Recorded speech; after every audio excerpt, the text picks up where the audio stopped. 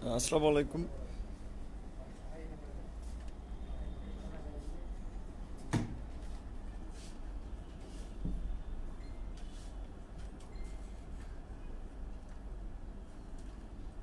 আসসালামু আলাইকুম। এই মুহূর্তে যারা লাইভের সাথে আছেন সকলকে শুভেচ্ছা জানাচ্ছি এবং পরবর্তীতে যারা লাইভটি দেখবেন তাদেরকেও শুভেচ্ছা জানাচ্ছি।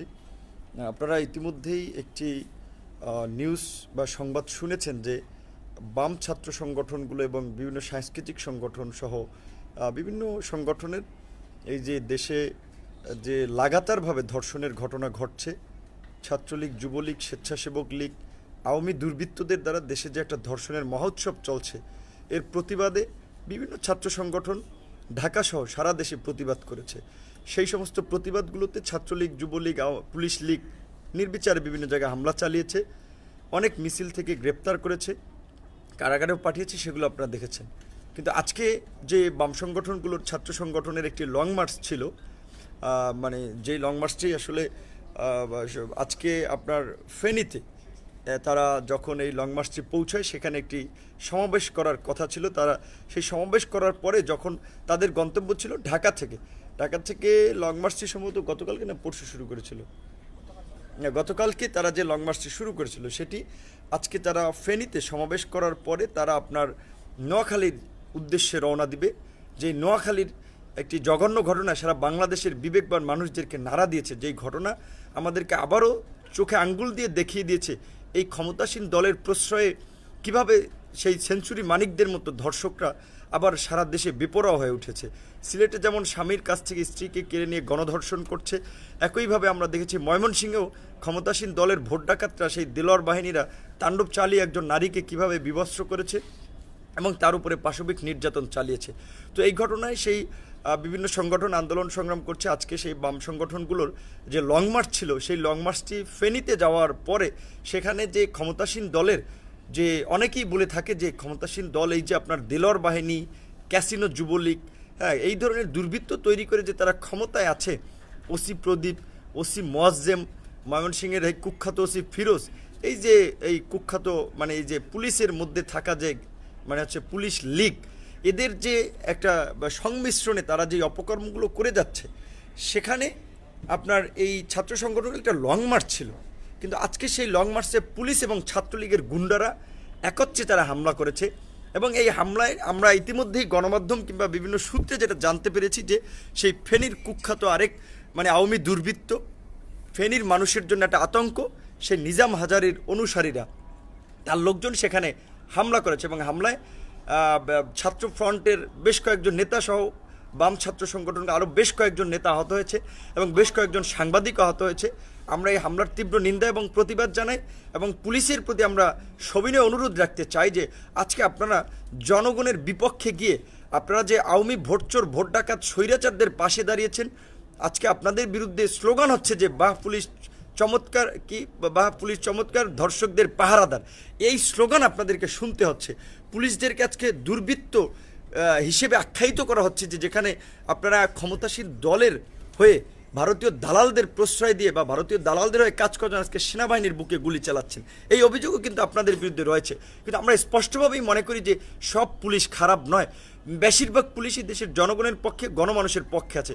সুতরাং পুলিশদের প্রতি অনুরোধ থাকবে যে আপনারা যদিও মানুষের পক্ষে অনেক সময় কিছু করতে পারেন না, কিন্তু আপনারা একটু নিশ্চুপ থাকেন।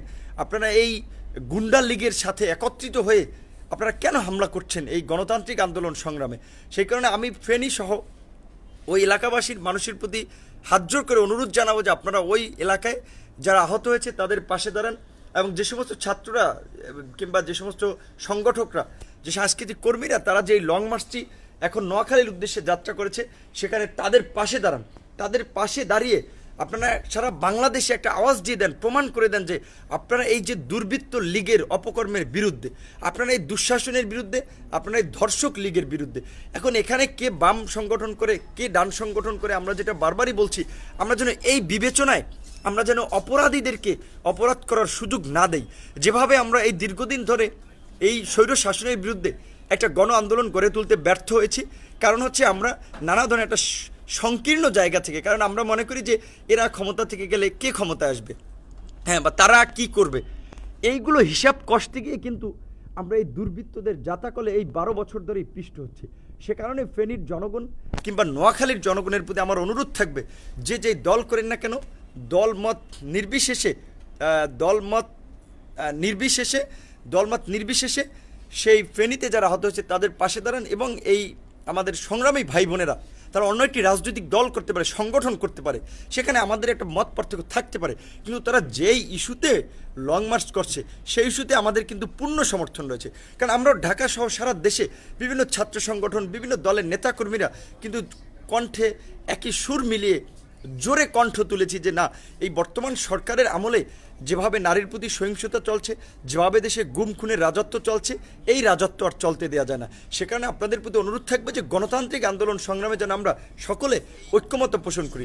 এবং আমরা ইতিমধ্যেই আমাদের কাছেও খবর এসেছে যে আসলে আমাদেরও এক বোন নারায়ণগঞ্জ, আমাদের যুব অধিকার পরিষদের এক বোন এই লং মার্চে অংশ নিতেছিলেন, শিরিন, তিনি আহত হয়েছিলেন।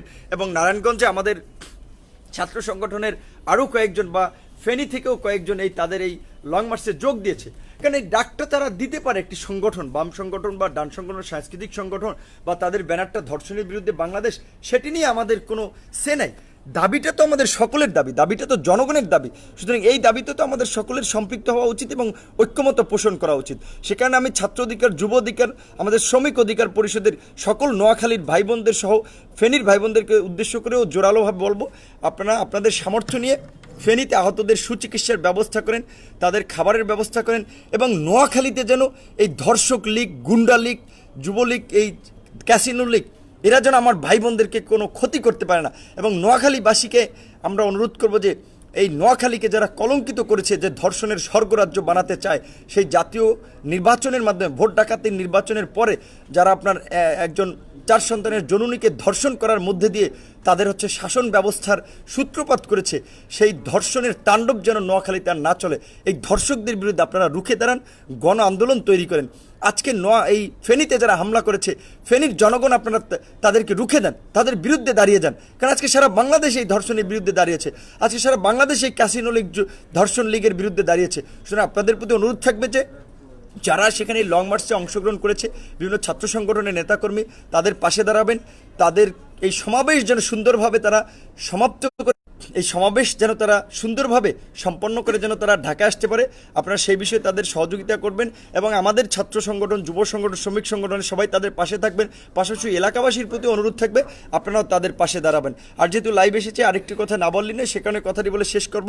ইতিমধ্যে আপনারা জানেন যে ছাত্র অধিকার পরিষদ, যুব অধিকার পরিষদ, শ্রমিক অধিকার পরিষদ, তারা দীর্ঘদিন ধরেই বাংলাদেশে এই দুর্বৃত্তায়নের রাজনীতির বিপরীতে লড়াই সংগ্রাম করে একটা গণতান্ত্রিক বাংলাদেশ প্রতিষ্ঠার জন্য কাজ করে যাচ্ছে। তারই অংশ হিসেবে আমরা একটা নতুন ধারার রাজনৈতিক দল বাংলাদেশ গণ অধিকার পরিষদ গঠনের ঘোষণা দিয়েছি। এবং আমাদের রাজনৈতিক কর্মকাণ্ডকে পরিচালিত করার জন্য আমরা বলেছি যে আমাদের রাজনীতি জনগণের জন্য, সুতরাং আমাদেরকে জনগণের সহায়তা নিয়ে আমাদের রাজনীতি করতে হবে। সেই কারণে আপনারা দেখেছেন একটা গণ অনুদানের বিজ্ঞপ্তি আমরা দিয়েছি, যে যেখানে কয়েকটি বিকাশ নাম্বার রয়েছে, 2টি রকেট নাম্বার রয়েছে, একটি নগদ নাম্বার রয়েছে, একটি ব্যাংক অ্যাকাউন্ট রয়েছে। সুতরাং আপনারা যদি যারা আমাদের ছাত্র অধিকার পরিষদ, যুব অধিকার পরিষদ, শ্রমিক অধিকারকে ভালোবাসেন, আমাদের তারুণ্যে নতুন ধারার রাজনীতিতে যুক্ত হতে চান, তারা সেই নাম্বারগুলোতে সহযোগিতা করার মাধ্যমে আমাদের এই আন্দোলন সংগ্রামে শরিক হবেন। কারণ সবাই রাজপথে মিছিল, মিটিং, আন্দোলন সংগ্রাম করতে পারবে না। কেউ বুদ্ধিভিত্তিক কাজ করবে, কেউ ইন্টেলেকচুয়াল কাজ করবে, কেউ আপনার গণমাধ্যমের কাজ করবে, বিভিন্ন জায়গা থেকে কাজ করতে হবে। কাজে আমরা যারা মাঠে কাজ করছি তাদের হয়তো আর্থিক অ্যাবিলিটিটা ওইভাবে নাই। সে কারণে আমরা একটি গণ অনুদান সংগ্রহের উদ্যোগ নিয়েছি। এটি নিয়ে অপপ্রচার, প্রোপাগান্ডা চালানোর কোনো সুযোগ নেই। সেই প্রেস বিজ্ঞপ্তিতে আমাদের ছাত্র অধিকার পরিষদের আহ্বায়ক রাশেদ খান, যুব অধিকার পরিষদের আহ্বায়ক আতাউল্লাহ, শ্রমিক অধিকার পরিষদের সদস্য সচিব আপনার আরিফ রহমানের নাম্বার দেওয়া আছে। আপনারা অর্থ পাঠিয়ে নিশ্চিত হবেন, বিশেষ করে যে ছাত্র অধিকার পরিষদের আহ্বায়ক রাশেদ খান, যুব অধিকার পরিষদের আহ্বায়ক আতাউল্লাহ এবং শ্রমিক অধিকার পরিষদের সদস্য সচিব আরিফের নাম্বার, এই 3টি নাম্বারে ফোন করে আপনারা নিশ্চিত হবেন যে আপনাদের অর্থটা সঠিক জায়গায় গিয়েছে কিনা। আর ওই বাকি যে নাম্বারগুলো অ্যাকাউন্ট দেওয়া হয়েছে সেগুলোতে অর্থ পাঠাবেন, কিন্তু নিশ্চিত হবেন ওই 3টি নাম্বারে আপনার অর্থ পাঠিয়ে। আবারও বলছি যে ফেনী এবং নোয়াখালীর এলাকাবাসী সাধারণ জনগণের উদ্দেশ্যেও দলমত নির্বিশেষে সকলকে বলবো, এই যে ছাত্র সংগঠনগুলো যারা ধর্ষণের বিরুদ্ধে লং মার্চ ঘোষণা দিয়েছে বা লং মার্চ করছে, তাদের পাশে দাঁড়ান, আহতদের সুচিকিৎসা নিশ্চিত করেন এবং নোয়াখালীতে যেন তারা সমাবেশ সুন্দরভাবে করতে পারে সেজন্য তাদের পাশে থাকুন। ধন্যবাদ সকলকে। লাইভটি শেয়ারের মাধ্যমে আমাদের এই বার্তাটি পৌঁছে দিবেন। আমরা একটা ভিন্ন রাজনৈতিক করতে পারি, ভিন্ন মতপথ আমাদের থাকবে, কিন্তু মৌলিক বিষয়ে দেশের স্বার্থে, দেশের জনগণের স্বার্থে, দেশের নিরাপত্তার স্বার্থে, দেশের মানুষের অধিকার আদায়ের প্রশ্নে আমরা সকলেই ঐক্যবদ্ধ, আমরা সকলেই একইভাবে একই সুরে কথা বলার চেষ্টা করব। তবেই আমরা এই দেশের যে বর্তমান সংকট, সেই সংকট থেকে জাতিকে সেই জাতিকে মুক্ত করতে পারবো এবং জনগণের সেই গণতান্ত্রিক অধিকার আদায় করতে পারবো। ধন্যবাদ, সকলে ভালো থাকবেন, সুস্থ থাকবেন।